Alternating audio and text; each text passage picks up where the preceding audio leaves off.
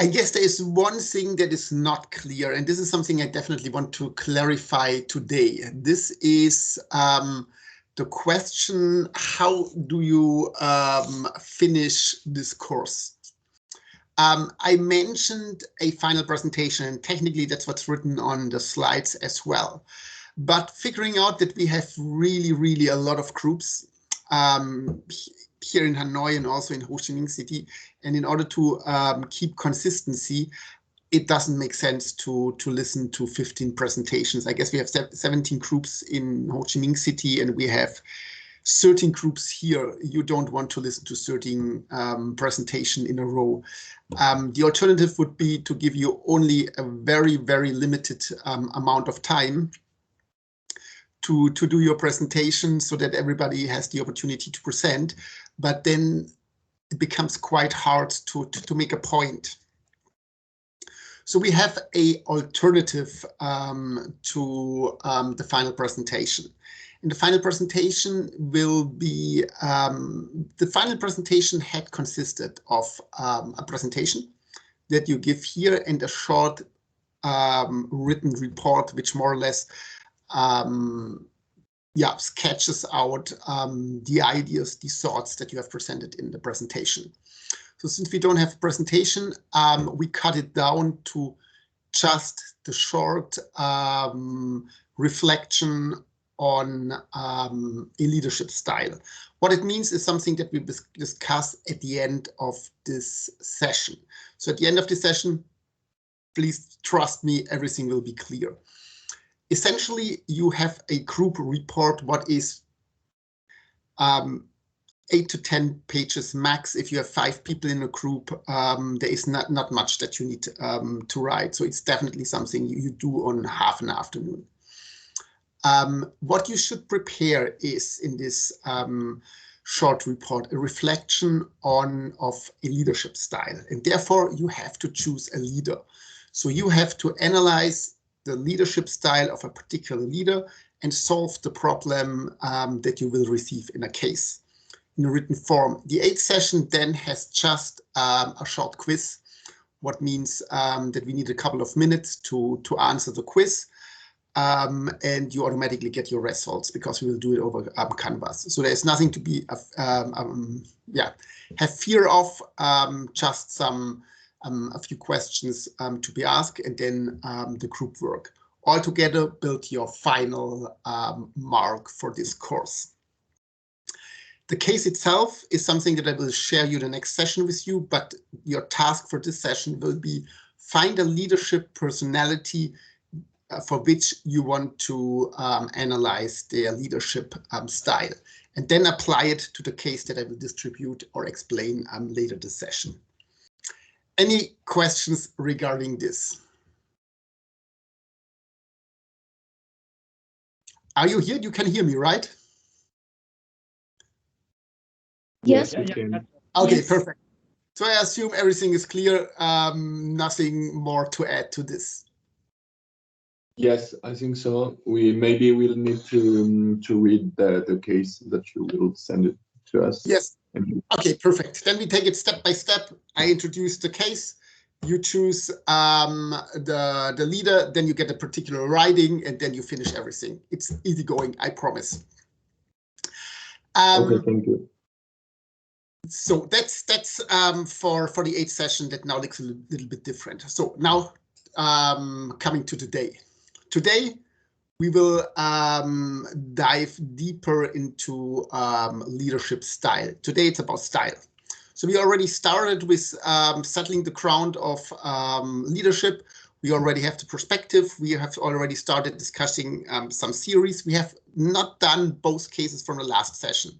So I try to squeeze in the missing case from the last session, but still going on, introducing a couple of more elements. We go our way from the traits through the skills and the behavior, to the followers, to the situation, up to some ethical normative questions, always with an eye on the style that we need to apply, that we could apply. That's what we are doing, and we are on road to exactly this approach. So starting with the session today, we start with style. Let me share you my screen. And I would like to talk about style using more or less some figures from pop culture. For example, are you familiar with the movie 300? This should be the basis to analyzing style. I will show you a short video clip from 300. If you have seen the movie, you know there is a pretty particular leadership style involved. So we're looking at those, what makes this style as a reference point. But I would like to introduce other elements from arts, like architecture and so on.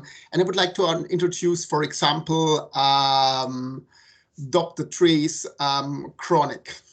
The question is why I'm doing that. So let me explain. Who of you is familiar with Dr. Dre's work, so to say?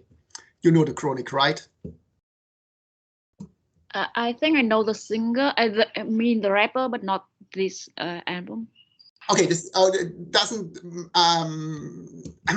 don't worry, this doesn't make a difference. If you know him, then you probably has an idea in which direction it's going. If you're not familiar with the Chronic, you could listen to that. That's a piece of music history.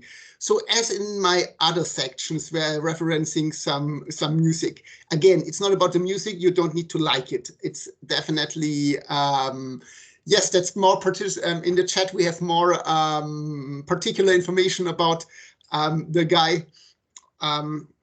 The very point here is he came up with a very specific album, What is the Chronic?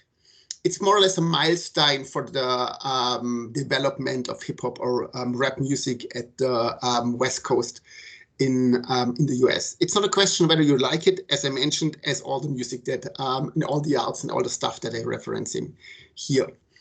The point here is he did something that is very much unique, and that's why this kind of album is that much important for a whole genre, this genre that has developed after that, and yeah, for the music history itself, at least as the common ones. It's not classical music like Beethoven or Haydn or something like that, but for contemporary music, it has an impact.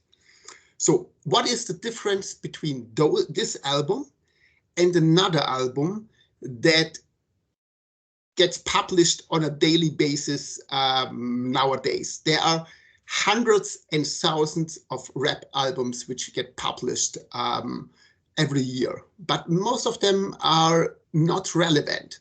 So the one argument could be, yeah, that's just not good music on them. The point is that's probably not true. The question whether you are scoring high in the charts or not, it's not so much a quality question. It's a question of marketing. It's a question to access to the audience. It's a question of publicity. It's a ton of different questions. So the quality, the argument to push up all the music, hip hop music that comes after the Chronic as meaningless, it's or bad music, that's definitely not true. Of course, there are other important music that has emerged after this the release of this album. But I would like to mention a couple of things which are important here.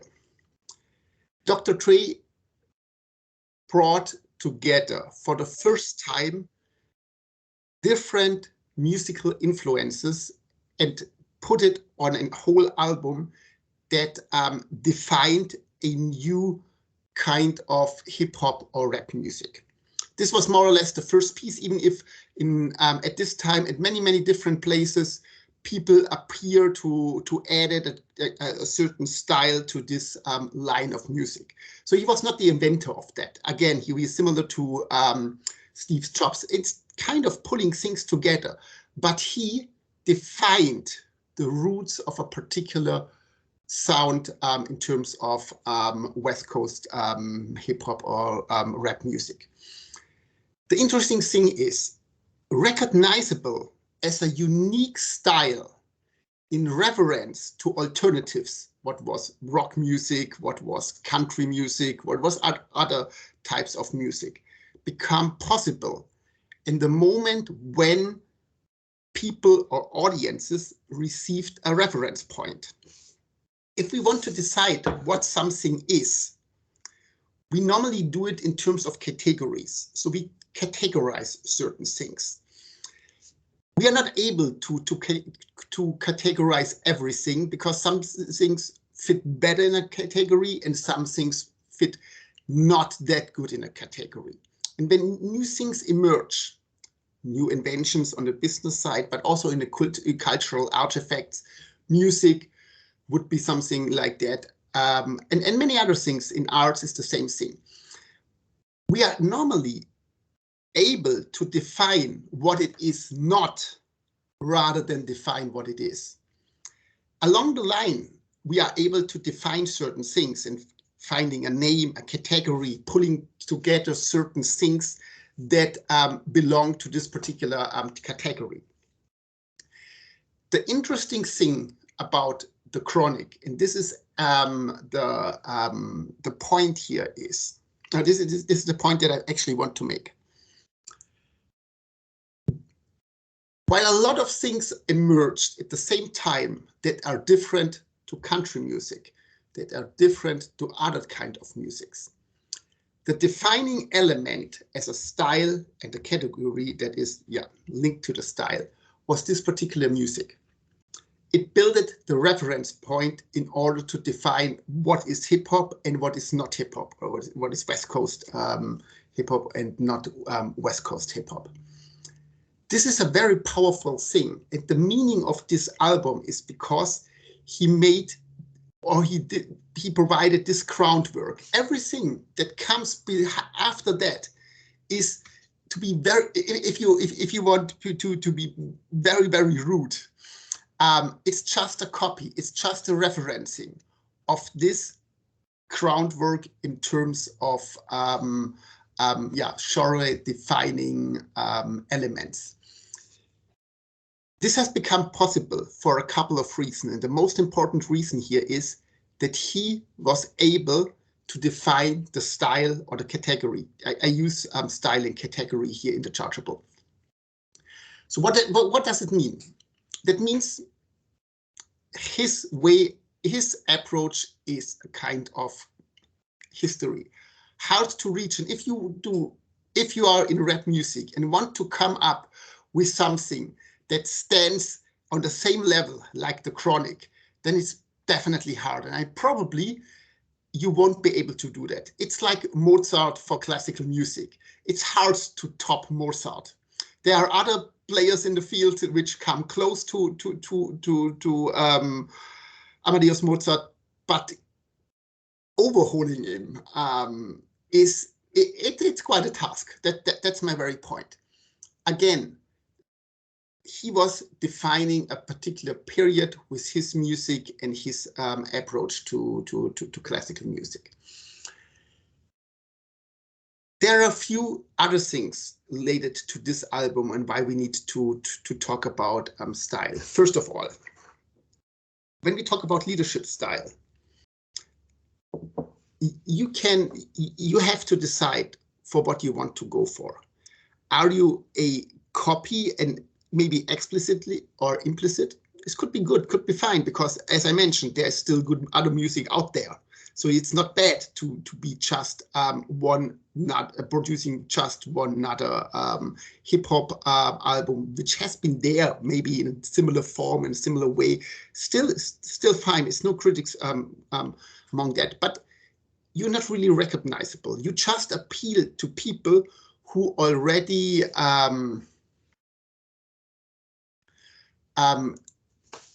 who's already in this particular field. That's the point. So you can draw on certain people that like hip hop music. They might buy your album.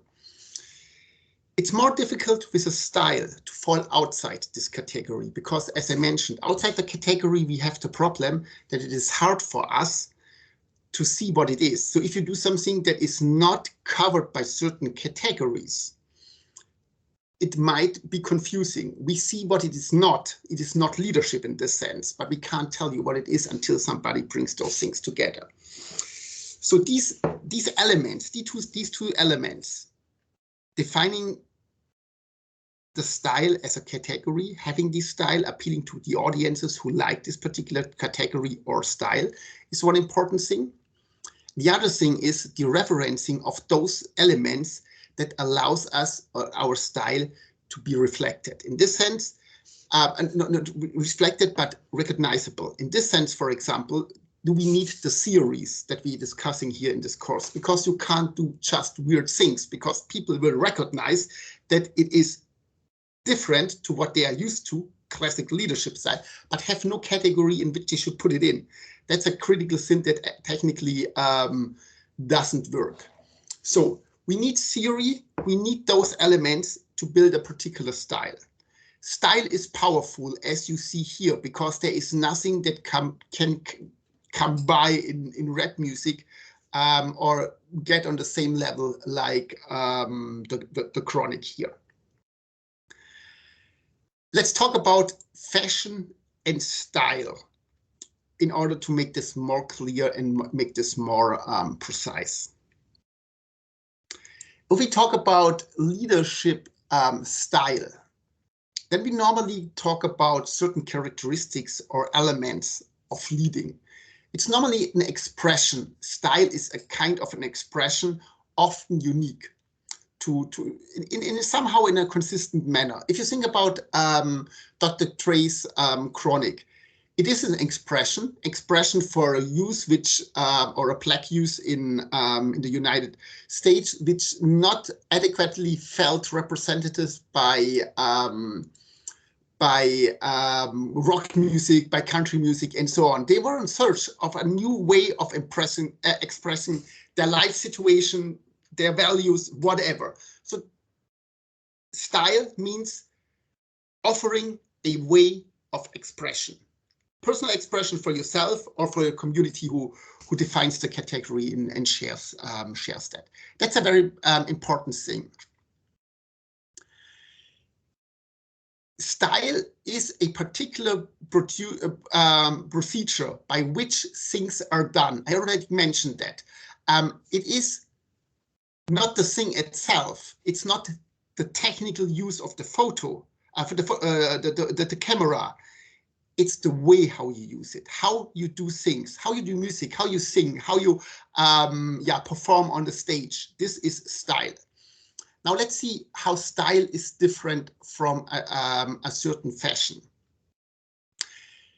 Fashion is normally produced by so-called fashion setters, and fashion setters could be people on Instagram, it could be, I don't know, some celebrities, and what else? There are a lot of people who take influence on what is fashion.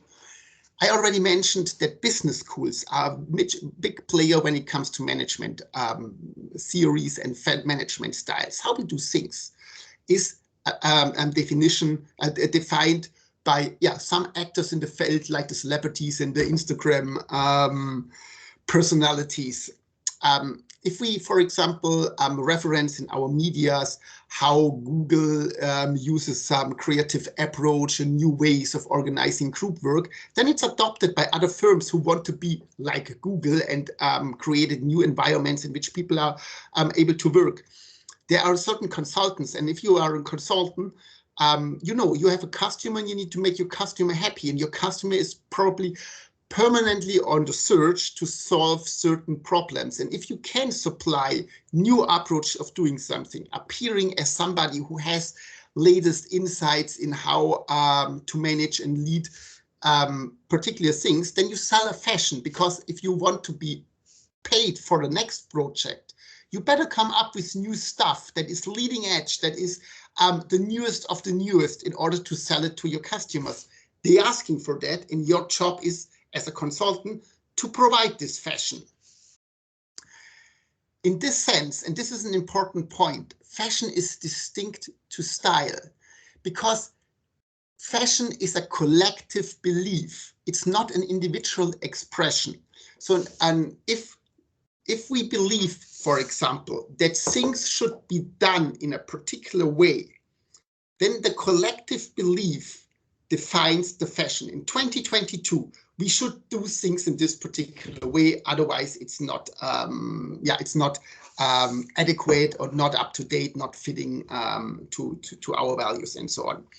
So we have an individual expression versus a collective belief. If we all believe that green is the color of the season, then from tomorrow on, everybody wears green.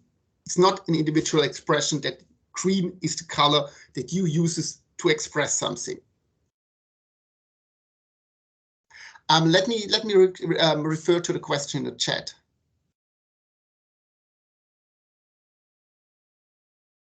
Yes, you are right. The leadership is distinct from what the management board does. If you think about the tasks within an organization, then we have management tasks. Management tasks have very much a direct output orientation. You want to do things in a most effective way, and you want to do the everyday things. So you keep business working. That's a management task. You decide over, I don't know, logistics, supply partners. You decide over, the nitty-gritty things of everyday life. This is task of managers and a manager board. The board of directors has somebody from the legal department, and they solve the everyday legal trouble and so on. Overseeing contracts, I don't know, leading, getting in touch with other legal instances, what you need to deal on a daily basis. And on the top level, because you're a board member. Leadership itself, however, asks different questions. The leader is somebody who sets directions. Directions in the sense that it's focusing more or less on the big questions like the vision and the mission, how to bring the values that the organization has to life, and so on. This is much more fluffy. This is nothing that you solve today or tomorrow. So if I could ask the question, why are you there? And the question is because our firm is there because we want to make mobility easier for everyone. Then this is nothing that you solve this afternoon and tomorrow you have a different purpose. This is the reason why you exist, and this is the reason why you exist for a long, long time. The leader role is to make this first of all clear, that everybody understand and feel why you are there.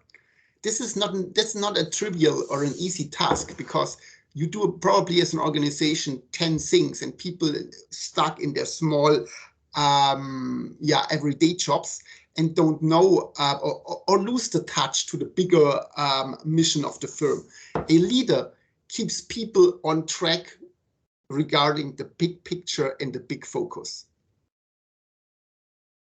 knowing that they get distracted by the everyday work. How should you do that? This is the how question.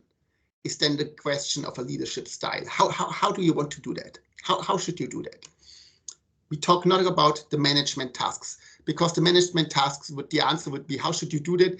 In the most efficient way, the quickest, the cheapest you can do it. That's how you should do it, but that's not true for leadership. I hope that answers the question. So let us think about a few things. If the one thing is an individual matter, style as personal expression of certain values, of a lifestyle, think about the particular music that Dr. Dre produces, then it is different than collective beliefs about how things should be done. Because the collective beliefs are reproduced by everyone. That's my point. Everyone can use the photo camera but if everyone uses it in the same way, there is no way to differentiating. And we're looking on these differentiating elements that are very helpful to identify to define the identity of a firm. The identity of a firm is very much a unique thing.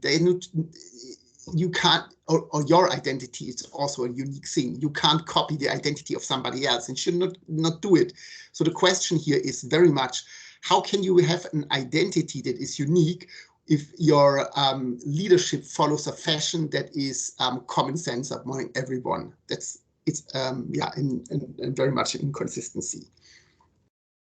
So I talked a lot.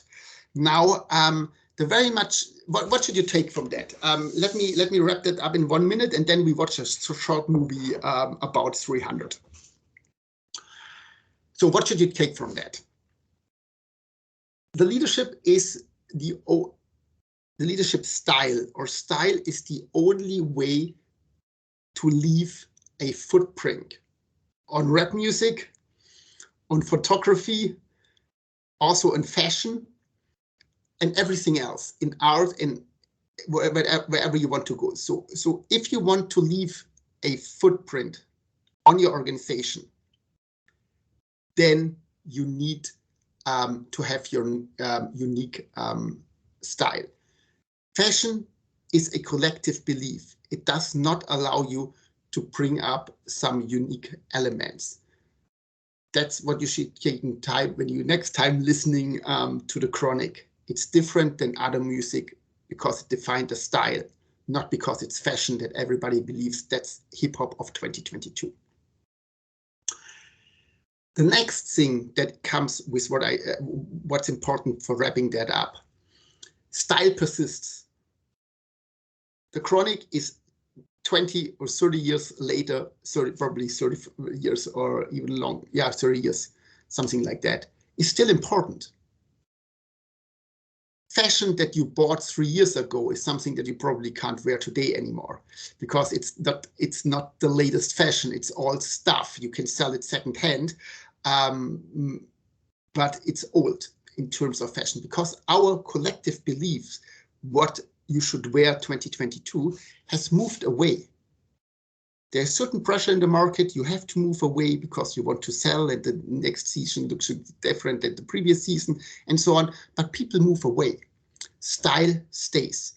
And the consistency is very much important, because organizations normally also stay a long time, like the Chronic.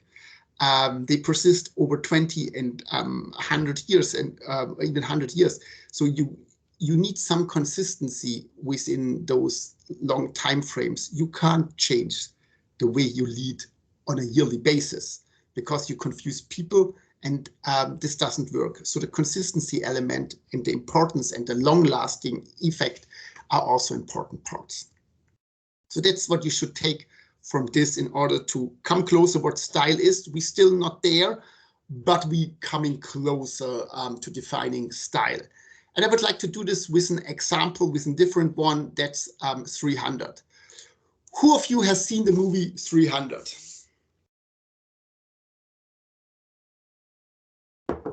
No one? Many years ago, so I don't remember. It's definitely years ago, because it's very old, and it's very bloody, and it's a very distinct kind of movie. I have a short YouTube video which hopefully works at your place, and you don't see not available in your country. Perfect. We definitely have a fan. Excellent. I show you a short episode. It's about Leonidas.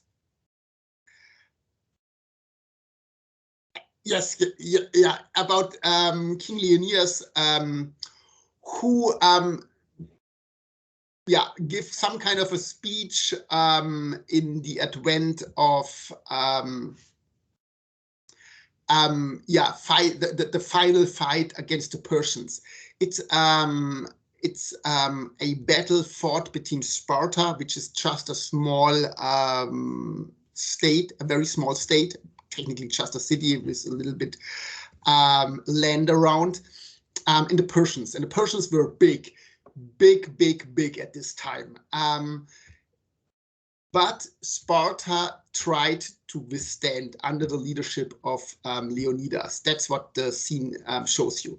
If you like the film, then you like good films. If you don't like it, maybe you watch the whole film and then you have a different opinion. It's a very particular small snip from the film that I show you here. It might be not to your taste, but this doesn't matter. What you need to do is you should look on how he leads the Spartans into this battle, and then we would like to see what are elements of his leadership. So I don't know how long it takes. I guess a few minutes. Let's be back in 10 minutes. Watch the movie, or let me see how long it is. It must. Oh no, I have to watch advertising first. No, it's only 3 minutes. So let's back here in 5 minutes. Watch this for 5 minutes, and then we are back here. See you in 5 minutes here. Or let me know if it works. Does it work for you? Or do you just see not available in Vietnam? We can see the video, sir. Okay, perfect. Thanks.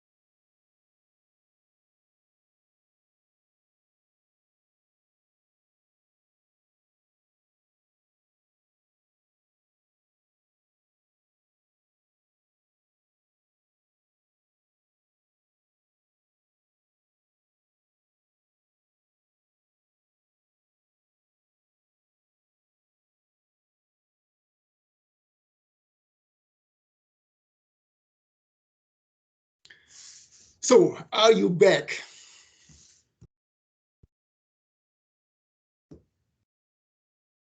Anyone here? Or are you still watching the movie? Yeah, we are back, sir. We want Okay. one more hour to watch the film. Okay.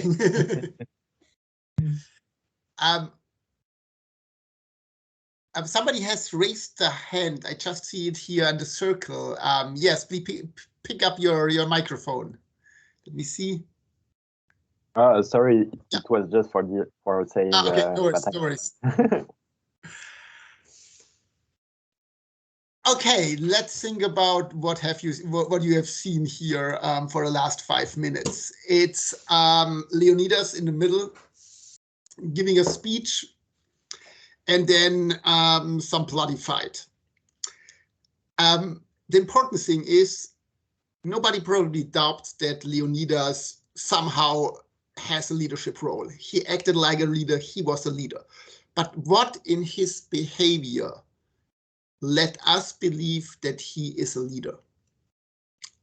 What from what you have seen, or do you have the feeling that he is a legitimate leader of the Spartans? If you have to seen I tell it to you, there is no doubt if you have seen the movie. There's definitely no doubt if you have seen the movie. But what is creating this feeling of Leonidas is the leader here? So from my point of view, yeah, from my point of view, I think he is a very courageous one, and yeah, and yes, he's power on the battle. He's yes, very powerful. That's an important point you made. He is charismatic. Charisma is a trait. You can't learn to be charismatic if you are charismatic or you are not. So he has a certain traits if we see it in the theory. That's right. That's absolutely right. And this is an important point because his style of leading the Spartans requires a certain level of charisma. Even the physical appearance, he is tall, strong, the way he talks, his voice, that's all very much on brand when it comes to his leadership and his leadership style. But what else is in his leadership, in his behavior, in his action? He moving into behavioral leadership, what we want to do in this session. What is it that let us think that he is the legitimate leader here in this short scene? And one more thing I think that he has a very clever strategy, and he choose a position to defend the large amount of the enemy, and that is a good position to defense and attack the enemy. This is a second point that I actually wanted to carve out here. You are absolutely right. We think he creates the feeling of confidence, that he is confident and I trust he knows what he does. And if we rely on him, on his strategy and his approach to this rather big problem, then we have somebody who is trustworthy, who understands battle, who understands war, and who is somebody who is confident and creates confidence around the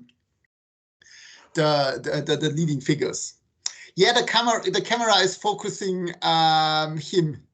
That's definitely an important thing, but maybe it could be a cinematic trick to putting in the center.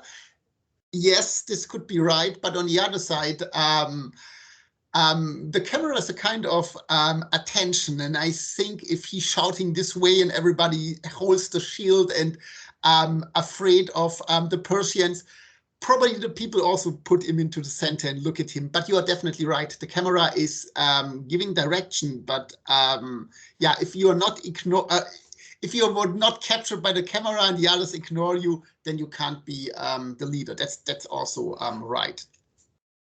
He gives face in the speech, definitely an important point. Yes, that's more important, but there is two more things that I definitely want to highlight. What he does is everything that he's referring to are core values of the Spartians. Being brave, being not afraid, stand there for your community, your society. The battle is more or less a duty that you have to do for the whole community. That's our very strong values baked into the Spartan society. He makes a lot of references to those values, and this is different to a manager's position. The manager wants things to be done. He refers to rules, regulations, processes, to the technical things. But he's not referring to technical things. He's referring to braveness. That's not a technical thing. That's a value in itself. This is an important thing. We need values for leadership style. We don't need technicalities. That's something you can write down. I probably have written it somewhere on the slides. You don't have to write it down. But this is more or less the core, the most important thing, that we need a reference point. What is not technically. The second point that I would like to make here in this movie is authenticity or consistency. What he does is authentic and consistent. Consistent means, in this sense, if he gives the speech that he has given, but he didn't do that in the first row, standing in front of all of his warriors, but standing in the last row, or even up on a hill where he's perfectly protected and has nothing to fear, it would come across in a completely different way. Consistency in the leadership, consistency is a core element for leadership style. Consistent in his leadership is more or less everything. The way he talks, the way he looks, his appearance, his charisma, the fact that he fights with his warriors and not just standing somewhere else giving direction from a safe place. This is all consistent. And the consistency is necessary for a leadership style to work. And this is something that is not trivial, definitely not trivial, because we all have our personal skills, our traits, our resources, psychologically, physically, however. So not everything that we want to define as a leadership style fits to us, is consistent with ourselves. So imagine the same Leonidas would have a terribly high voice. So some mouse-like peeping high voice. And he gives the same speech. We probably would stand there and say, okay, sounds awkward, and the whole feeling would be destroyed. Everything would look different. So certain things need to be consistent in order to generate a particular perception among your followers. If you ask for bravery and you should be consistent with that, then you should stay in the first row. I don't know if I could stand in the first row, because it was quite a lot of Persians coming there. That's definitely not the place that I want to stand for. So for me, that's definitely not a thing that I could easily copy. That's definitely not working.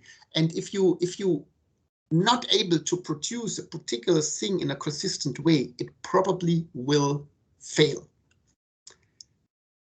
This has implications for you and for your leadership style. If you want to have a leadership role, the first thing that is important is finding those elements that fit to you, because it's the only way that you can make things consistent or authentic, or however you want to call it. I would like to move on here and see what this means, but let me just wrap up a little bit what we have seen in the movie. 300 is actually a pretty good example, because the movie has everything that a business has as well. For example, Persians, it's a large company looking for a buyout. We can see them very much in the sense that they are large competitors. The Spartans are much more a smaller company. It's a kingdom. That means there are certain shareholders. They have an oracle. If you see the whole movie, it's a board of directors, because the board of directors give you directions, they give you the information, they have all the knowledge, because, yeah, they're running things. They have a CEO, Leonidas, who is technically the leader of this organization. They have business partners, that's technically his wife. If you see the movie, then it makes sense. And of course, they have employees, that's the soldiers. Spartans has a particular office culture, a way of life. This is the ones with certain values, with certain behaviors, with certain things that matter. Honor, no fear, loyalty, trust.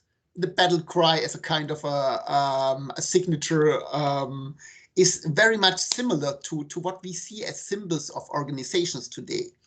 And they have a leadership based on inspiring a shared value, the future, and of course how they can withstand the bigger competitors.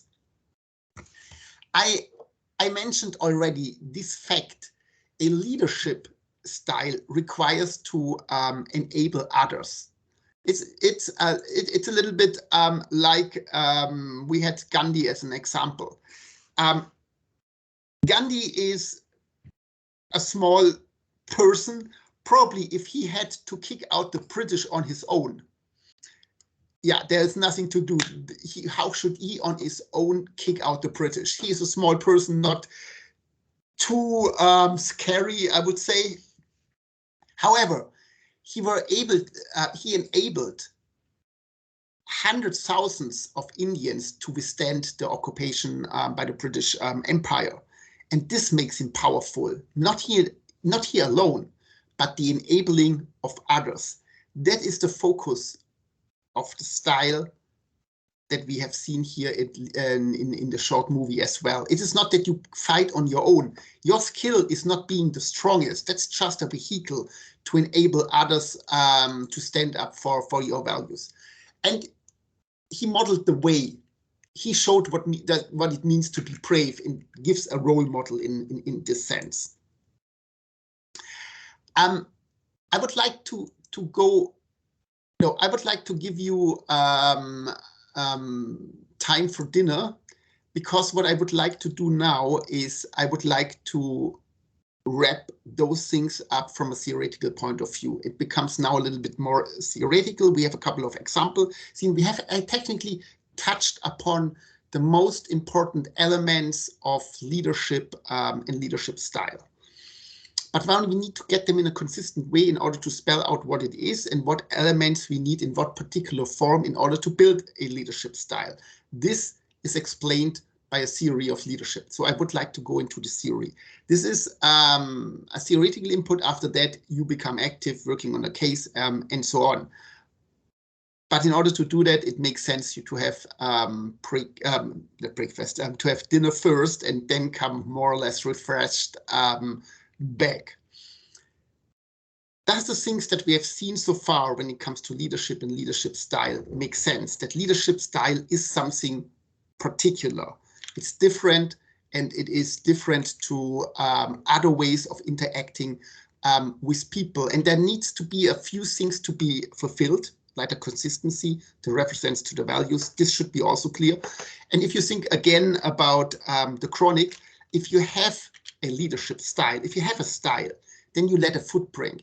Leonidas let a footprint for 3,000 years on the history of ancient Greek, because we're still talking about that. He's still part of movies and so on, because Sparta and the way how he led was particular over 3,000 years. So this is an important thing, and this has benefit for all involved. If you take that so far, you're good. That's the point that I wanted to make.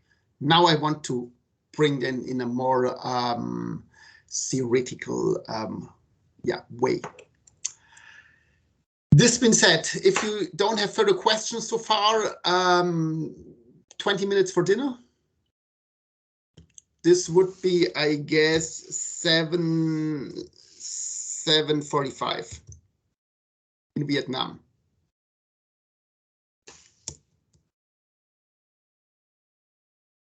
Let me just. Okay, no further questions. Enjoy your dinner, and then we try to make sense out of everything that we have seen and discussed so far. Yeah, see you later, sir. See you later. Yeah.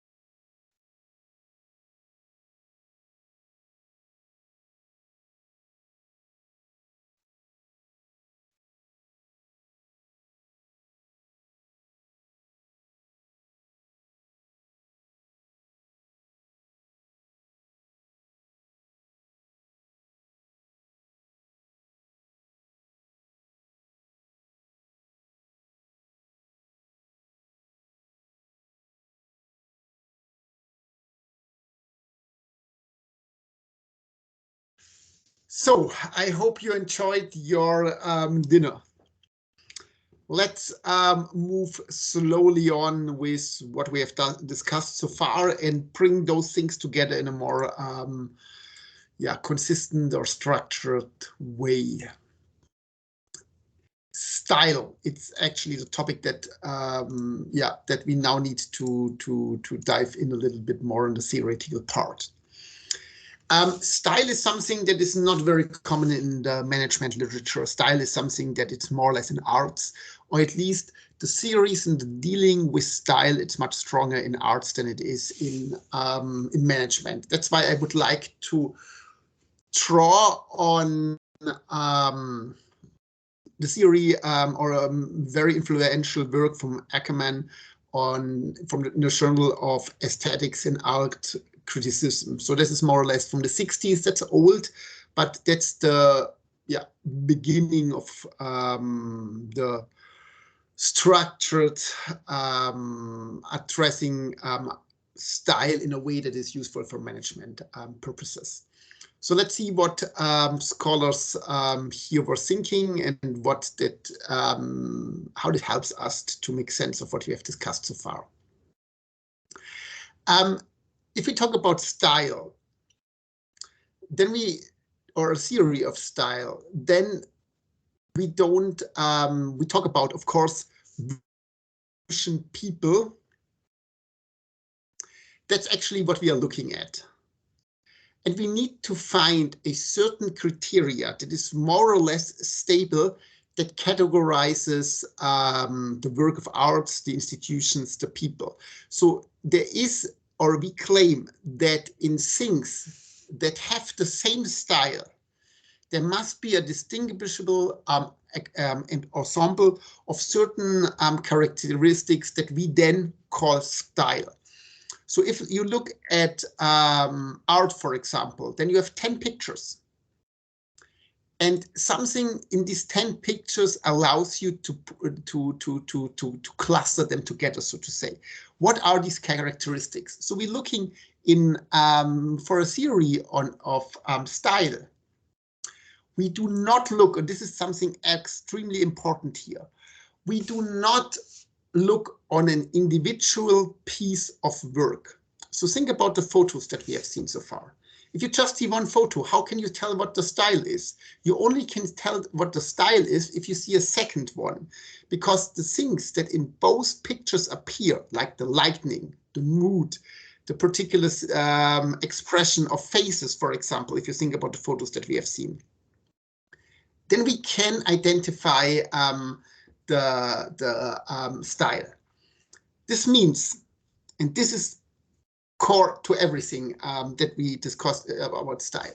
Style is never in an individual action, in an individual piece of work, in an individual behavior, gesture, and so on. We cannot recognize it in individual aspects. We need at least 2 or more elements, pieces of work, actions, and so on. And style is in neither of all of these pieces of work. It is the thing that links all them together to the same category or to the same cluster. It is the constant characteristic that spans everything. And this is of paramount importance for what we are doing here and for leadership. We only can talk about leadership style if there is a consistency that goes through everything that you are doing as a leader. If it is just one action and one way how you solve a problem, then it is not style, because we cannot find the same characteristics again and again and again in more pieces of work. So if you think about the Dr. Dre's album, each song has an element that makes it what it is, piece of rap music that is between all those elements. If you think about the photographers and their work, one picture doesn't help us, but we are able to recognize the same pattern if we have 3 pictures. The same is with Leonidas. You easily can comprehend that everything that he does has this linking element. That's not, he is not brave at Monday and a coward on Tuesday. He is brave the whole week. The consistency is that he approaches things with this bravery every time, all the day. That's what his life is about, an expression of this particular value. So each action is meaningless, but the things that connects them. Let us see what this means. Style provides structure. This is an important thing for a history of leadership of within a company, or at least a structure of how you do particular art, of how you take your photos, how you lead your battles. The leadership style has normally, or is normally, a reference to values, vision, and a mission. We have discussed those things. But the most important thing, let me explain how style provides structure or builds structure from values, from vision and mission. What does structure mean here? Do you have an idea what structure means here?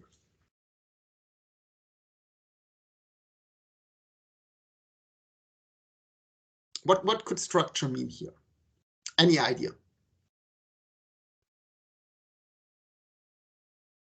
Anyone? Just write it down or pick up your microphone.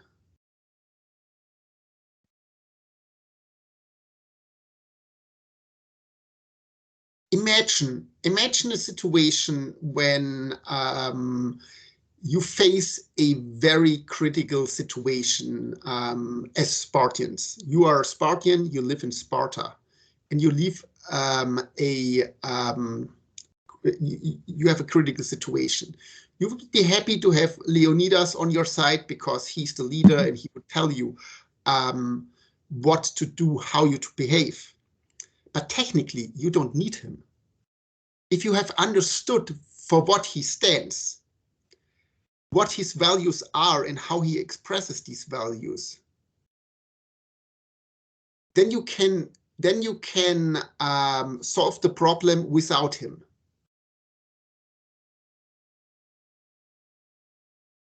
Yes, the spirit, yes, the structure is, I come back to the complicated in 1 second, just 16 here, style, values, and structure here. Yes, think about the situation that you might face as a Spartan. You could solve the problems probably in 100 ways, but there's only one way how Leonidas would solve the problem. If you have understood his value in all those things, then you can solve the problem as he had solved the problem. Leonidas, with his style, gives his followers the opportunity to act, to solve problems, to address issues as he would be there, even if he is not there. And this is a pretty important aspect.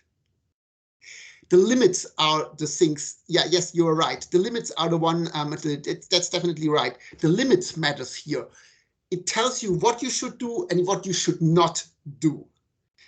Being unloyal, betray your fellow warriors. This is definitely something Leonidas had not appreciated much. Definitely. So you don't do it. You get the structure in which you can behave, in which you can act, in which you can do the right thing. This is an important thing, because if you think about a leader who changes permanently his opinion on a daily basis, how can I anticipate how he would solve a particular problem in a particular situation? If he changes permanently, then today he thinks A, tomorrow he thinks B, and then he thinks C. What should I do? The natural thing, what people are doing then is they do nothing, because there is a big threat of being wrong. And being wrong is something, that leads to kind of a punishment that you want to avoid. So don't do it. It's not your job. You're not the leader. If he's not here, it's a problem.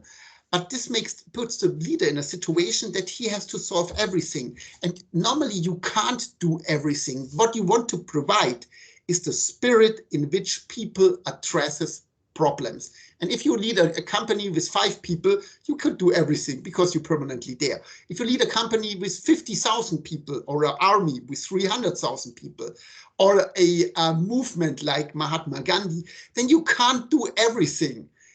You must make sure that people act in the way how you envision that. And this is the structure that matters. This is, at the end of the day, decisive for sticking together in complex situations, like kicking the British out, like Sparta, but also in organizational life, going through change, going through an organizational renewal. That's all the critical situations that are important for companies. And they would benefit from a structure that you are able to give. This is important. Now, addressing complicated. Yes, it is complicated. It is really a complicated thing to build these structures. What I would like to do here is I would like to alert you that even if it is complicated, it is technically in many situations the only way forward. If you miss that, you don't have anything. If you think a couple of Spartans, technically 300 Spartans, and thousands of persons without anyone who guiding the way, that would be just 300 people which were probably very much afraid and confused and not working into the same direction, standing together in the way that they stood together. So the leadership is the clue that brought these 300 things together, people together. Without this clue, everything is nothing. And this is definitely true for the organizational reality. And my point here is, and then I come back to the complexity. Many things in organizational life can be compensated with something else. For example, if you don't have the brightest R&D department, but you have a lot of money, then you can buy the knowledge.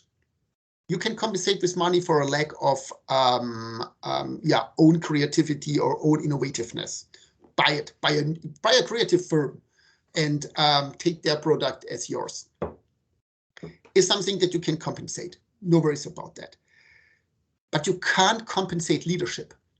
This is an important thing. There is nothing you can compensate that. That doesn't work, that you give your people more money in order to solve certain problems, because they still don't know what they should think. If you double their salary, I still don't know how to solve the problem, because I don't know what you want me to solve the problem. Spelling those things out have no substitute. And this is an important thing for leadership and its relevance as we need it in organizational contexts. Complicated. Can you elaborate what you mean with complicated? I do have a feeling that is complicated, and I 100% agree that the material is complicated. And to build a leadership style is highly complicated, and more fail than succeed. But do you mean complicated with the leadership style, or how I explain it? Because if it's complicated how I explain it, then I try to explain it differently. But I can't make leadership style a simple thing. No, I mean that the structure is very complicated to define. So you mean I should present it in a different way? No, I mean that is complicated to answer the question. Yes, you're definitely right. Yes, it is a complicated question. But if you take the sense that it is important, and indeed there is no compensation for that, then you take a lot. And as I started in the last session, it is a journey. You can become better, and in your leadership style can become much more pronounced and much more vicious and much more resonating with your followers. You can get better in that. It's not like the traits that doesn't change. You can get better in that, but it's a journey, and probably you never get perfect. But that's not the point. If you get better, you already make a step forward. That's That's the important point here. So let me move on to a couple of things what leadership style enables. It is a protection against chaos. Chaos is if your employees don't know what they need to do. That's a kind of chaos. If you have a pattern, if there is a pattern of leading, they know what is the limit, as you wrote here in the chat. An important point, what's possible, what's not possible. This is a protection against chaos.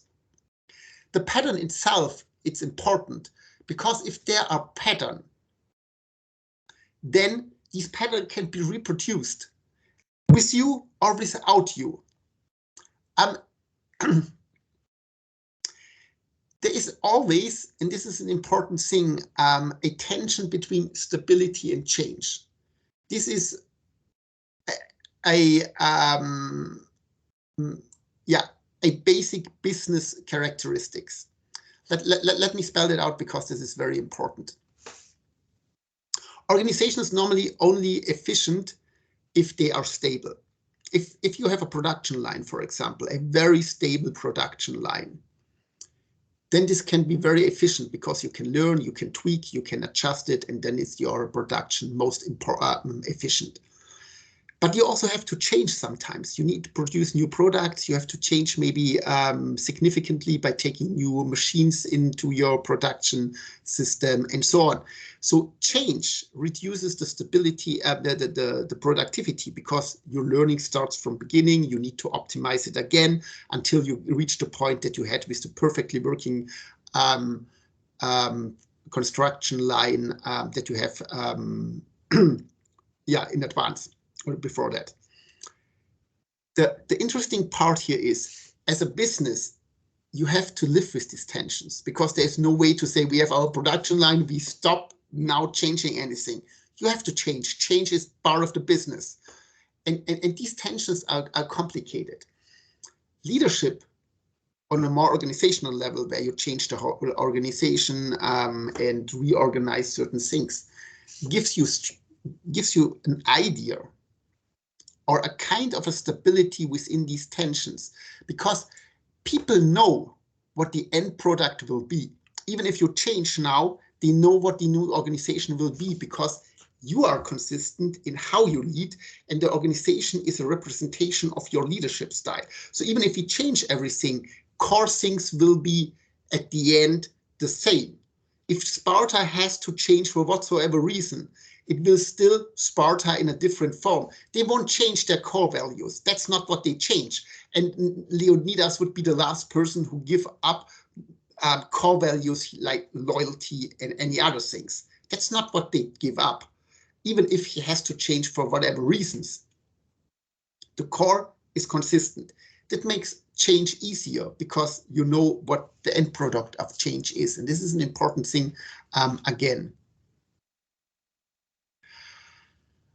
Let me move on to style as a reference, and this is a reference aspect of style. And then we I need 5 more minutes, and in order to add a few more things. Now we have discussed a couple of aspects of styles. We have talked about the value. We have talked about the consistency. We have talked about the reference, that style is not in the object itself.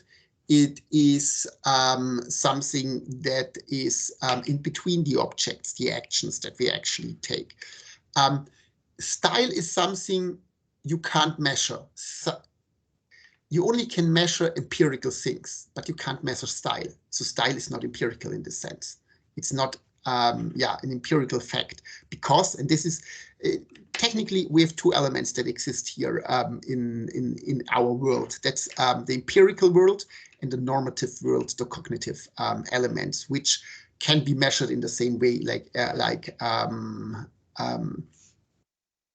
empirical things that you can measure over time, weight, length, and other ways of measurement.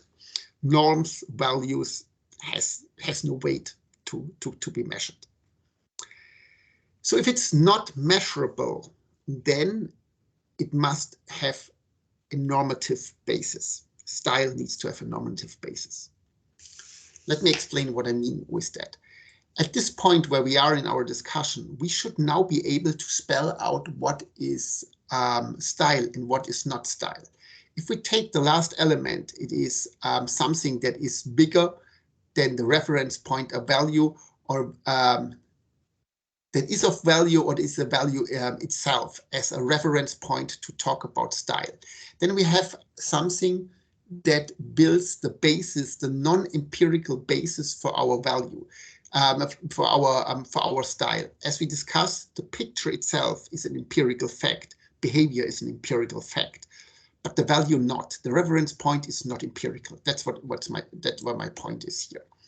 So if you take this seriously, then let's talk about Gothic architecture as a kind of a style. Gothic architecture is a style of architecture.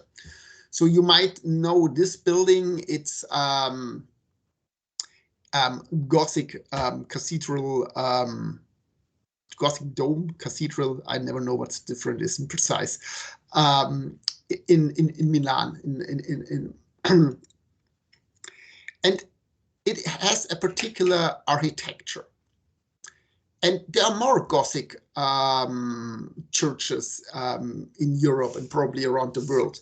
The question is, what makes Gothic? What is the element that makes it Gothic? So you might want to go and look at the small towers and the small elements, the windows and the shape of the building and so on. But then you can measure it. You can tell, yeah, the windows are 5 meters tall.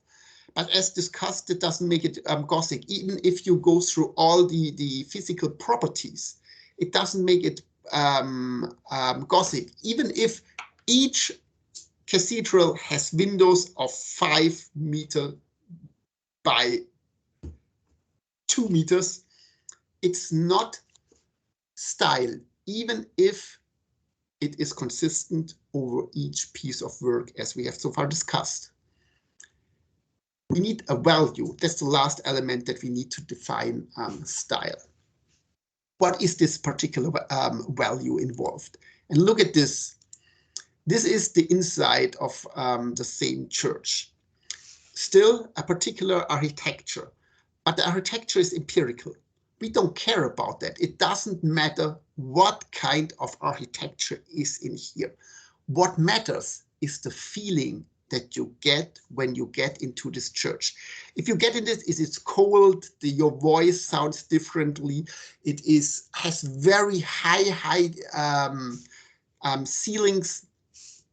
When you get a feeling that you are small, you really feel small in this particular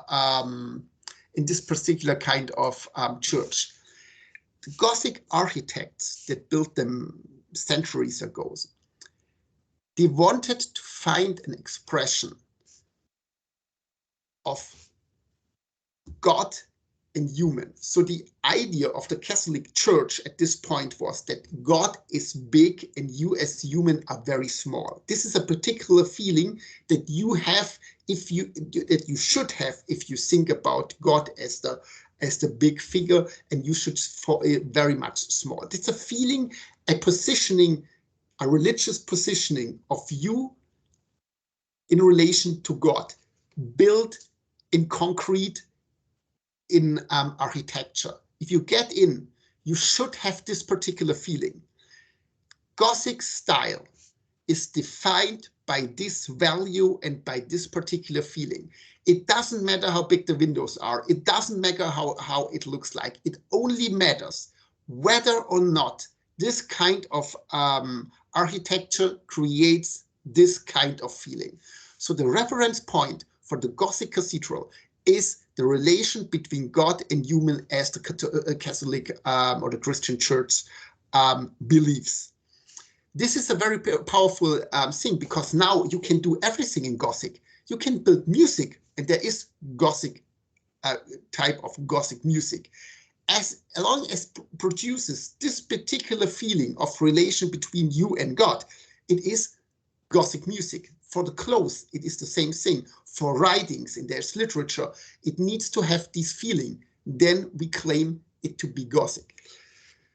So this is important here. We need a value that defines how you want to lead, and this must be reproduced. This is the thing that needs to be reproduced. Your reference point, relation of God and human for the church, but also loyalty, bravery for Leonidas, the feelings in the photography. It is not a reference point to efficiency, because I can measure efficiency. There are more efficiency and less efficiency. If you build your leadership on the notion of efficiency, then you haven't built it on a value. You build it on an empirical, measurable thing. I can measure how efficient your production line is. This doesn't work. So we need a value that stands for something that is really, really big. And the relation between mankind and God is it's a pretty big thing, at least for the Christians living in this particular time period. If you think about the building itself, if you would take away this particular value, then it would be just a building like thousands in Milan. Maybe a nice one because you like the shape, the form, and whatever, but it would be something different. Its value would be taken away. This is the important thing for leadership and leadership style. Let me show you what leadership style and values mean. You probably know this guy. Do you know this guy? Who knows this guy?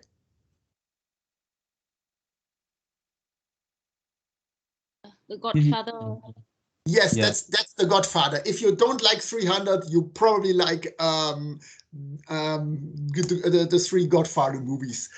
They're definitely watchable, so you have a lot to watch after this session here. The Godfather has a particular leadership style, completely different to Leonidas' style, absolutely different. His reference point, what do you think is his reference point? What is he looking at? What is the value that is similar to what the Gothic architects had in their when they're building the cathedrals? What do you think is in the Godfather, one particular value that guides everything that he does?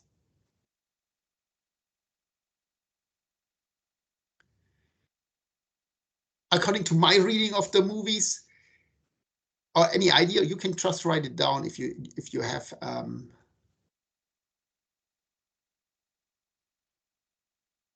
In my understanding of the movies, the most important thing for him is family. The particular family, not his direct family, but the mafia family that he is in. Yeah, it's based on trust, on trust, loyalty to the family. There is nothing that comes. All values have a direct point. Value, trust, value, loyalty, trust, commitment. All those things are directed to the family. And you don't violate the trust that the family brings in you. You should definitely not do that. And everybody understands that. And if there is a situation that needs to be solved, you do it with respect of trust, loyalty, and commitment to the family or the mafia organization. Otherwise, yeah, you would be quite in trouble. That's clear, but also that things that are not up for discussion. That's the stable thing in his leadership style. So if you can live with that, if this is for you, the mafia organization has a place for you. But then you need to show that these values are also your values. And if not, you better not joining this organization. This is a particular point, because if you have a clear expression for what you are standing in terms of a leadership style, then people who can associate themselves with these values will join the organization and the others won't. And as a mafia organization, this is of particular importance, because you don't want to have just coming people in who thinks, it's actually not for me. Now I get out and tell everyone that I have been in a mafia, but I don't like it, and I meet some other people there. That's not what you want people to share with the rest, and you don't want to make this feeling. You want people who want to be there and stay to be there till the end, literally till the end. And technically, this is the same that you want for your organization as well. If you have a business organization, you not want people who just apply for a job, start working there, and after a year they leave again. That's not what you want to have. You want to have people who have the commitment to this organization, who like those values, you can identify with this value and stay with you, contribute to everything, and yeah, not the wrong people that that just confused for what do we actually stand for. If I don't know what you're standing for, I make mistakes. That's a mistake for me. It's a mistake for the organization. So again, leadership is in these particular values. What I really want you to do is, and you will definitely do it for this course, you definitely should look on what you see in movies, what you see in the media. There is a lot of things referencing leadership style, leadership series implicitly. The movie Godfather talks in no way about a leadership course or a leadership class, but it is something that is everywhere, and we need to make some. We need to take a position towards that, a critical one, reflecting on that. I don't know you. Maybe family is a value. That is something that is very important for you. And if you have a leadership role, maybe family could be something that would be your family, for your leadership style. Then, of course, in a different way, like the Godfather, at least I hope so. But it could be something that you build the values on, your leadership on, your decision making on, and you would have a different firm compared to somebody who would build the leadership style about a notion of competitiveness, of everybody needs to try to be give his best, and competition survives, and only the best survives, everybody else has to leave. This gives a different kind of an organization if you build your leadership on this style. So the point, and here the consistency comes, what is for you? How could you lead? And how can this brought to life? What we will do in the next session is then talking about the followers, because of course this guy needs followers and you need followers too. So we have to take followers into consideration, but that's not for today. This is my last slide. In this regard, we talked about those things. Yeah, this is technically really my last slide. We already talked about the fashion elements and that there are supply and demand for fashion out there. You should be by now clear that fashion and style is very much distinct. Zara, H&M, and other big fashion labels, they are not standing for expressing your personal value. If you want to have show your personal values, then it is very much your job. It's not something that you can outsource to one of these giant brands. So far, this is the first step into discussing style. We will discuss style more often in this class. Have you ever, but so far, do you have any questions? Is there anything that we need to clarify? Do you agree that style is an important feature of leading and that it is something that could make a difference for organizations? And there is a value to it. Would you agree to that? And you can disagree, but you need to share. Excuse me, Professor. Could you come back to the two more pages, sir? At the page 24, sir. Page 24. Yeah. Yeah, this one. So there is a statement that on style of leader had to follow norm of rationality and progress. So could you explain more about this one? Yes. We talk about leadership here. Progress means you don't need a leader if there is no problem, more or less. For example, leadership style, in this particular thing, you have a task, a challenge, a crisis to overcome. So the leadership style is different than a fashion style. The fashion style don't need to overcome anything. The fashion style is just there. It exists as an expression. But leadership is different. Imagine a situation where you don't need where you don't have any crisis. So there are no persons and the Spartans are just let alone. Then they technically don't need Leonidas. They need Leonidas to make progress in the sense of overcoming the Persian occupation. And this is true for all organizations where we talk about leadership. If we live in a happy life, don't change it. We don't need to make progress. We are already where we are. So in this particular sense, leadership style requires to show a way forward. That's what meant with progress.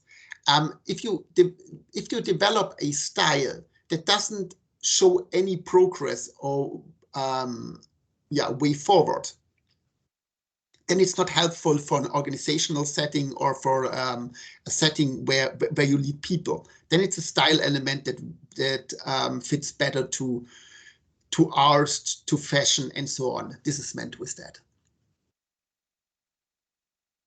Does it explains the idea here? So I see here. So there is some management style setter like consulting firm and management guru. So it means that the combination of the setter, they will set some style of leadership. Yeah. And we should follow that. No, this slide means that there is a distinction between that. The consultancies, for example, they need a selling point, and the selling point is that that they want to sell. The selling point is that they have latest management knowledge that they want to sell to you. Otherwise, you don't hire them. And the latest thing needs to change every single year, because otherwise it is not the latest one, it's the old one. So they push forward a new fashion, a new style, a new way of doing management for the sake of pushing things forward, because they need a selling point. This is not style. Style could stay the same over a long period, as long as it creates the feeling that we could move forward as an organization with this particular style. Maybe this is too provocative, but for the consultancy or the guys who writes the management books, first comes if he can sell books or not. And then it comes the question whether or not you benefit from the books. That's what I meant here. For example, if you buy a book, Become a Successful Entrepreneur in 5 Steps, then probably you're not becoming an entrepreneur because you read a book. But the guy who wrote the book don't care much about that. He wants to sell books. You become an entrepreneur if you try it and try it and try it and try it and learn and learn and learn. Then you become an entrepreneur, but not by reading a book. But for selling the books, it doesn't matter if you are really an entrepreneur after reading the book. So the selling the point comes first, and then comes everything else. That's the logic of fashion. The selling point, the style, because it's individual, is something that, think about the Catholic Church. They express their value. That's not a selling point. They're not there because they do marketing or PR. That's the core values why they exist, and they don't change. There is a certain belief about God, and that's not for sale. That's the difference between both elements, fashion and style. Does this help? Yeah, Professor. Yeah. Okay, perfect. Enough from my side. What I would like you to do is we have a couple of more things that we need to discuss. We have one case left. Let me see. We have one. Yeah. Okay. Perfect. I guess we should do the case that we have left from session 1. This case is regarding trades. It's a very short case where you need to make a decision regarding the trade theory. My question is here: who would you choose for the new director and why? It must be in folder 1. Choose your next R&D director. This is still stands on the grounds from the last session, but I still want to highlight that because traits, and this should be clear now, traits play a role for style. Think about Leonidas with the high fizzling voice. This would be not consistent. So traits are important. So we have to pick that up and then go through behavior and all those elements. I want to do this case just to finish the last session, and then we move on with what we have in mind for this session. Do you have the case? Otherwise, I can upload it here. Maybe just to be safe, I upload it here. You need probably 25 minutes for the case, reading it, maybe 20 minutes. Let's do 20 minutes. For read the case, to read the case and discuss your decision with your team. So you should go in your breakout room after reading the case, discussing the case, and being back. Please be back at, let me see, it should be, I guess, 8:40. Is this right? 20 minutes from now, Vietnam.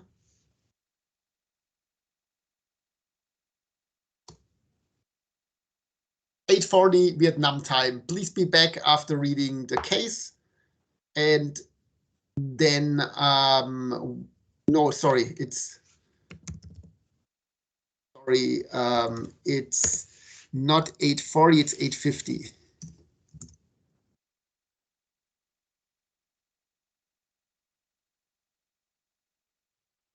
And then we then we move on with the topics that we have. See you back in 20.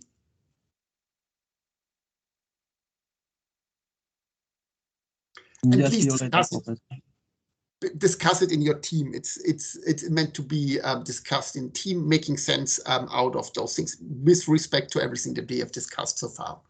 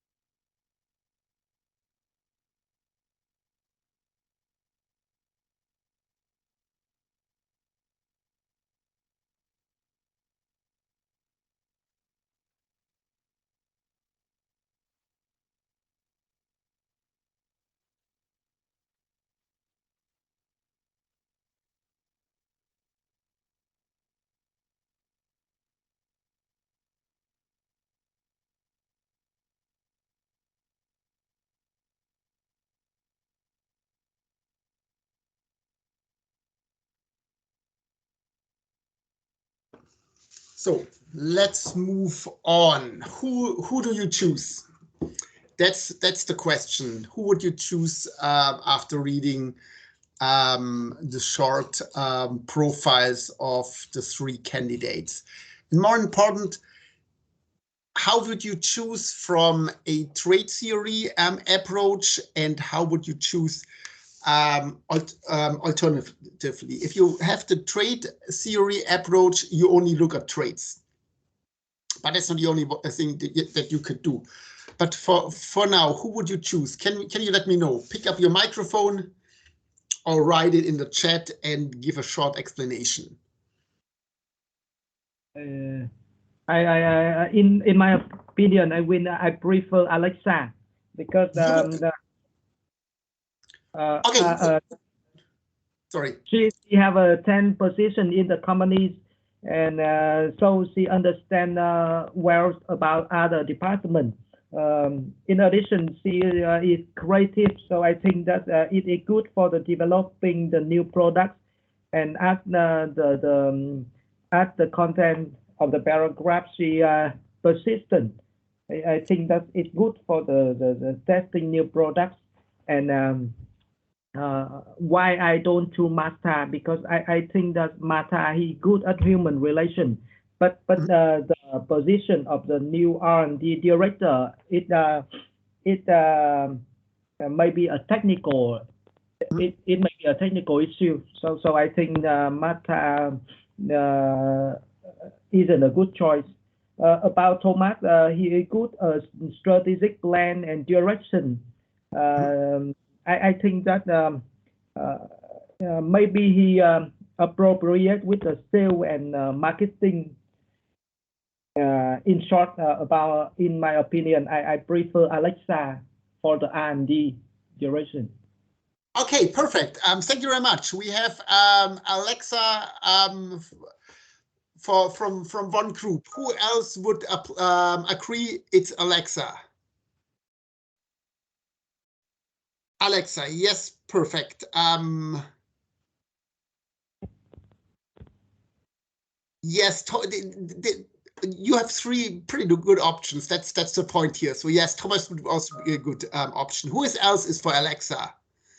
We somebody for Thomas. So Thomas, Alexa, more or less leading. Who else? What else has you discussed? Can you share some reasons why you have made this particular decision? We have another group 12 for Thomas. Who else? For Thomas again. And we have Alexa, so nobody is considering Martha. Okay, can you give me reasons?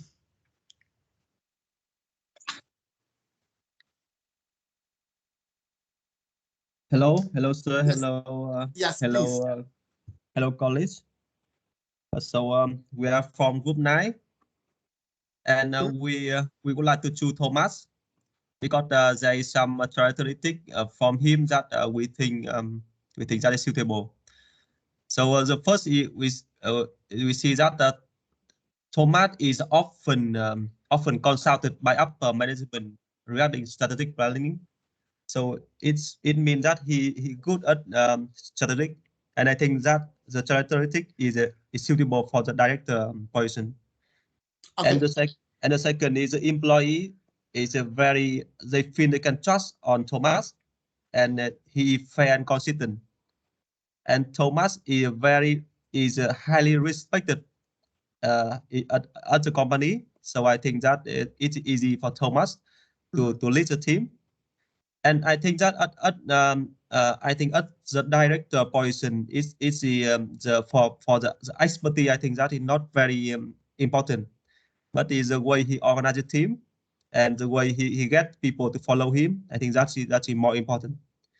So that's why we would like to choose Thomas. Yeah. Perfect. That's a good explanation. I see here in the chat also a lot of good explanations. For example, Alexa knows the company from bottom up. This is something. This is definitely good.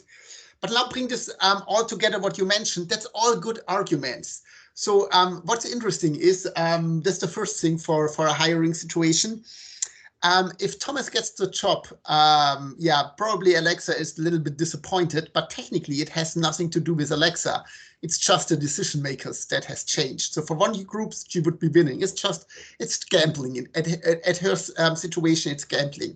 There's not much hope for Martha. That's true. But Thomas and Alexa, yeah, whether or not they get the job depends who makes the decision at the end of the day.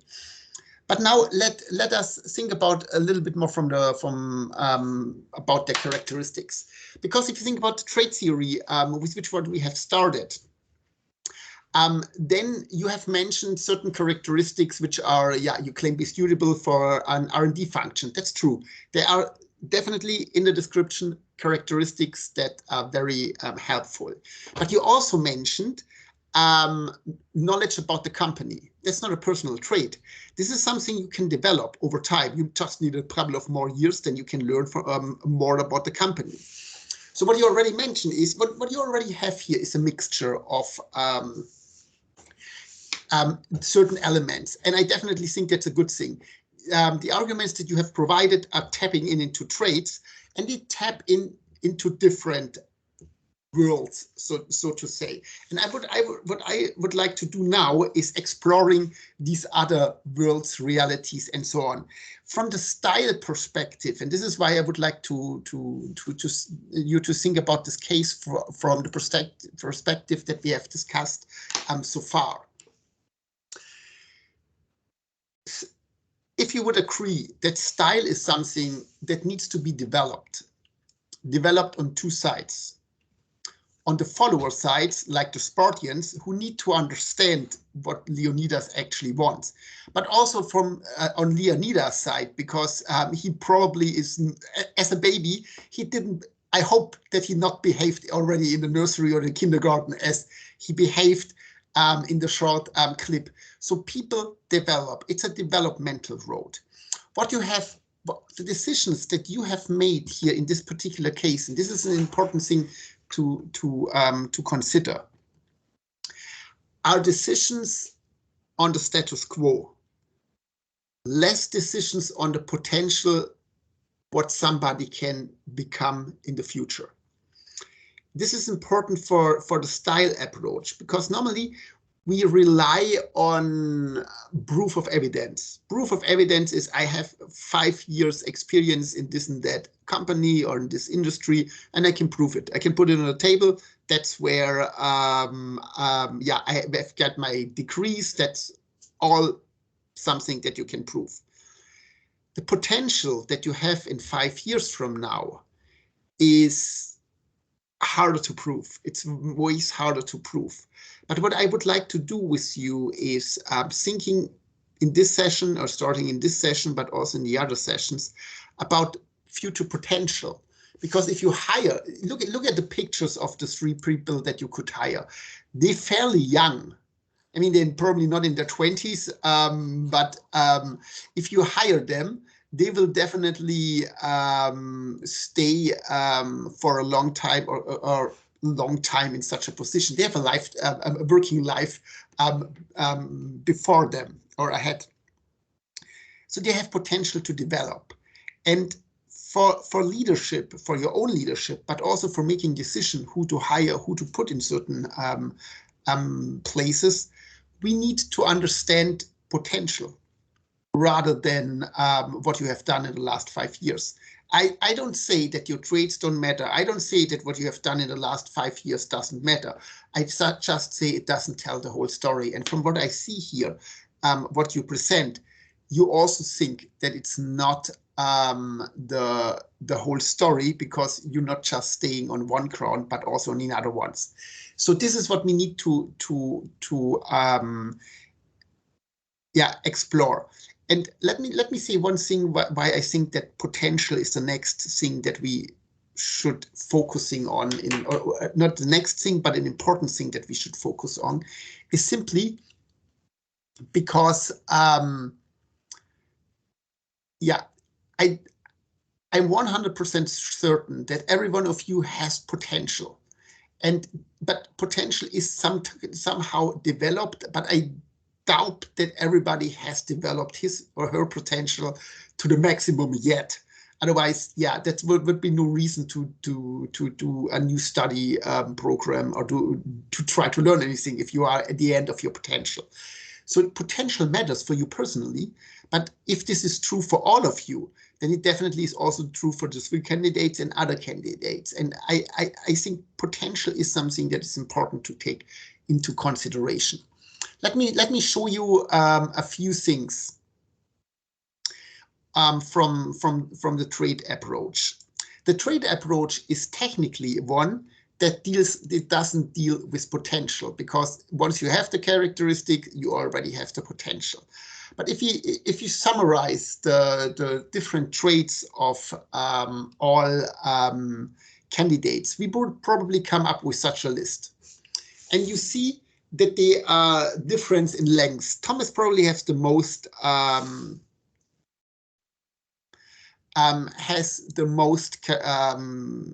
traits, if you want, but this doesn't mean that he has the right ones. So if you favor Alexa, then you assume that there is something special about her drive, for example, or her cognitive abilities, which are stronger, or is something that the others don't have. Drive, for example, is unique to Alexa. But we need another dimension, and this is actually what in these traits has potential to become a leader, because none of them is hired as a leader, and as leader is a learning process. It requires followers to learn your leadership. So to dive into this thinking, I would like to move on with let me share the other slide deck with something that you should find on Canvas. Let me just pull it off. What I would like to discuss with you, routine, style, and behavior. Behavior is something how you have mentioned with the cases, how Alexa behaves in certain situations, how he interacts with others. For example, Thomas, how others perceive him. That's a behavioral perspective. Behavioral perspective asks the question, what can you do in terms of behavior? How flexible are you? And how can you change your behavior? That's future potential. So that's why we're stepping into this direction. I would like to highlight one theory regarding behavioral leadership. And I would like to start with a self-assessment. You probably need 10 minutes for the self-assessment. You have a self-assessment regarding leadership effectiveness and behavioral aspects.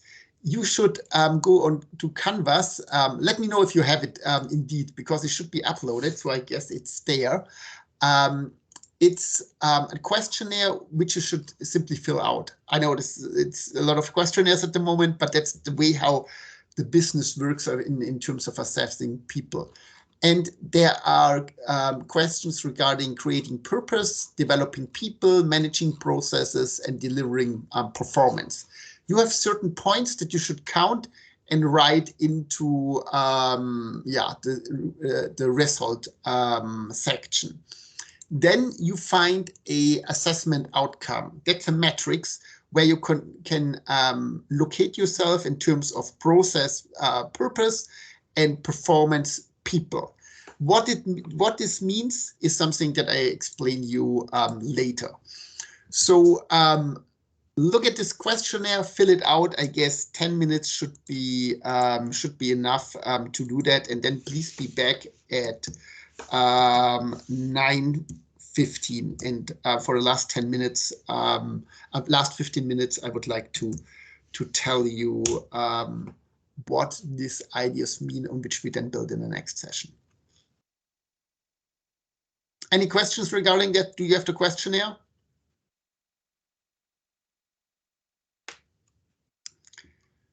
Yeah, we're happy, sir.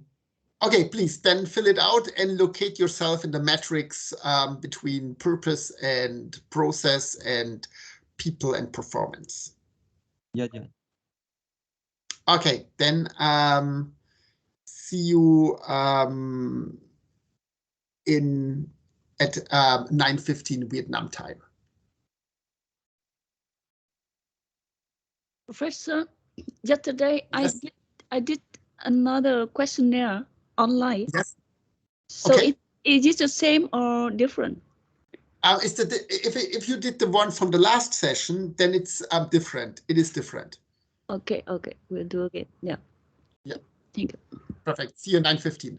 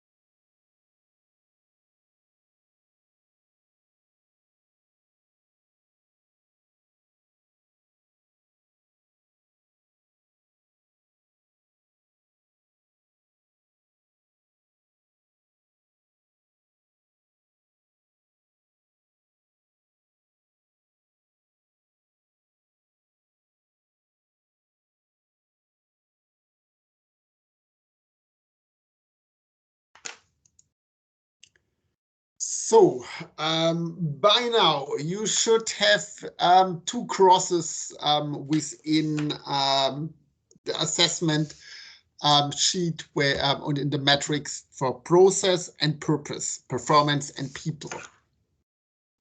So why are you doing that? What's the whole purpose in this? Let me explain the idea behind this kind of questionnaire. And by the way, this is nothing that I made up here. This is a way, like the previous questionnaire, how we really try to assess our people in terms of what kind of leadership style they have, assessment centers, and all psychological effort on a behavioristic grounds use such kind of tools. Not necessarily in terms of a questionnaire that you have to do some crosses and count some points. You don't have to do it in this way, but locating you in terms of how high you score, measured quantitatively or qualitatively, is very much basic of these kind of approach. What I would like to do is dive a little bit deeper into this behavioristic thinking as opposed to the traits. And here we can think, how would Alexa behave? How would Thomas behave in a certain situation? Because behavioristic theories or scientists claim that the best way to predict the success of a leader is referencing his behavior, his actions. There are certain actions which are the best predictor for leadership influence. This is an important thing because technically we don't know how Alexa behaves. We know she has a ton of experience in the company, but we don't know how she behaves. This is not answered by but from a behavioral point of view. If you have to give examples in a job talk, if people look how you solve certain problems, what you are doing, then they have a behavioral lens because they believe that behavior is a predictor for leadership success. However, if we want to come closer to that, we need to understand first what motivates your behavior. That's an important thing because behavior, it's nice to observe, but in order to know that that is not just random, but that it follows a logic, we need the motivation, because we think if somebody is motivated by this, then he acts in every similar situation motivated by the same factor. So what are the 2 big factors that motivate actions and behavior that is relevant for us in terms of leadership? And there is one powerful, there is not just one, there's more, but there's one that I would like to show you. There's one theory that is very powerful in defining behavior. And this is the theory X and theory Y from McGregor, also from the 60s. A lot of things happened there that's still lasting until today. Who of you is familiar with theory X and theory Y? Anyone heard about theory X and theory Y?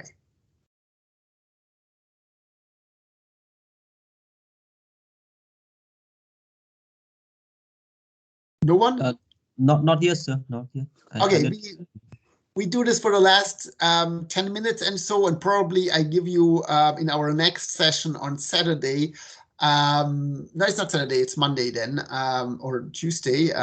Yeah, I figured it out. The solution to what you have in your matrix. There's one important thing that, one important claim that that these theory X and Y makes.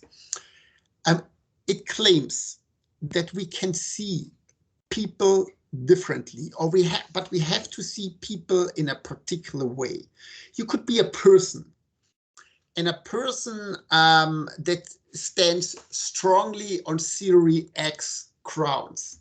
Theory X grounds believes that people, your follower, the people working in your organization, inherently dislike work and will avoid it when possible. what they are doing is, of course, they work because they need a job, they need to make money. But if you don't supervise them or overseeing them, if you're not making sure that they do their work, they don't do the work. This is a very much a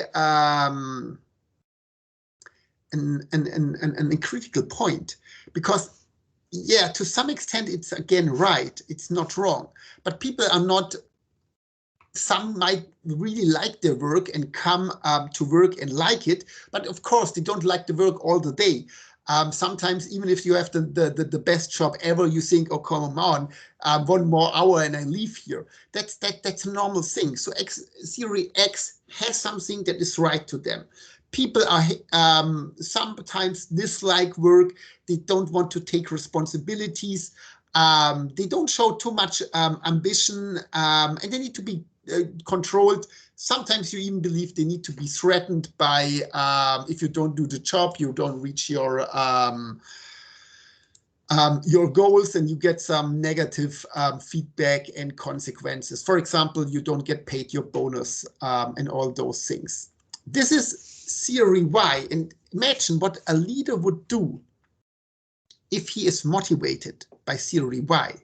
He would have a leadership style that is much more controlling, maybe threatening, maybe making sure, pushing certain things, because he believes people don't like to work, they don't have ambition. So he's pushing hard on this, on a corrective element to compensate for this lack. This is an important point. Somebody who stands strong there will be a different leader than somebody who stands on the other side. The other side would be Theory Y. Theory Y believes that work could be kind of a play, a rest. People like them. If you give them the freedom, they are self-directed and they show self-control. They accept and they seek responsibility. There is a natural way that we want to be responsible, that we like to work if we have the freedom and can organize and direct our work. We want to perform, we want to have an output, we want to be proud of what we have done over a day. That's a natural aspect of people. And technically, everybody has the ability to make good decisions. This doesn't mean that we make always good decisions, but we can make good decisions. That's in our nature. So behavioral theorists believe that we need to take either position. We can, of course, have certain mixed positions, but we have to have a position. Otherwise, you're definitely not a leader. That's a no-go. And some of us tend more to X, and some of us tend more to Y. These worldviews, how we see people, motivate our action. We think a system, for example, is good if it controls people, if it has check and balances in it, and so on, if we stand on X. If we stand on Y, we believe freedom is important to be self-directed, to take responsibility and make decisions. So we lead in a different way. Other behavioral theorists then would argue, if we understand where the person stands, our leader, where he stands with his view on X and Y theory, we can predict how he will lead the organization, just roughly, maybe in the extremes, but we can expect what kind of structures, interaction, approach, control mechanisms he will have in place, because yeah, that represents his thinking and his nature. Out of those X and Y theory, 2 powerful studies have emerged, or not out of them, but they are more or less building on the same notion that later on has been published by McGregor. Let me just show you this, and then probably stop for today. I definitely will come to those elements because they resonate to what you have done in your in your questionnaire. But in the sake of time and leaving you in your evening, just let me finish X and Y, and we need a couple of more minutes to coming back to your questionnaire. That's the first thing that we will do in the next session. Management in X has a Austerian representative style, a tight control, no development, produced limits, and some kind of a depressed culture. Depressed not in a psychological sense, but it presses down certain cultures. Those things could be good. An authoritarian system fits in certain contexts, so it is a good thing. Representative, repressing, yeah, it is already a negative word, but tight control could be good. And sometimes tight control is important because, for example, if I have to work in 10 hours on a production line and doing all the time the same move, putting things together, then you better control me, because that's not what I like. And if I can't stop doing that, I will stop doing that. So there's no self motivation from my side in it, because it's the nature of the job. People tend not to like them. Other things in the job, I like a lot of things about my job, doing research and so on. You don't have to control me about that, because I like it. I do it. And I don't feel that it is overtime if I put more effort into that, because yeah, it's a self-motivating element. So I have both elements in me. The point is when comes what kind to play. The interesting thing here is, if we think those theories further, we end up with dimensions that you have seen: people and performance orientation, as well as process and purpose orientation. You have filled it out. We have not discussed it yet. We will definitely discuss it the next session, because it's an important thing how we see leadership, how leadership can be improved, and how leadership resonates with situation and followers. That's the next step. You should keep in mind that those things are style elements. They relate to style, because we talked about values so far. And if you think people are lazy, and they are not self-directed, you focusing on a different set of values compared to somebody that said self-motivation, responsibility, that is human nature. That would be a different set of values. So there is something to come on that for the next session. I guess it's very late. I've already talked a lot, so you should be tired. You probably are tired now, so it's a good time to stop and let you go into your evening. I will also talk about the Leone case that you need for your final assessment, but I will do that also in the next session. For this, so far, I have talked a lot. I know we have talked about a lot of different concepts. But we start now applying them to the cases that will come in the next sessions. And then we have bigger cases. Do you have any questions so far? Or is everything more or less clear at this point? So far, no, sir. So far, and perfect. Then I leave you here. Enjoy your evening. Thanks for being here. Looking forward to see you in the next session, and then we're moving on with leadership style, and tying the things together that we have started. Have a wonderful evening. Yeah, Professor. Nice weekend, sir. Thank you. Goodbye. Yeah. Bye. Bye. Nice weekend, everyone. Bye. Thank you, Professor.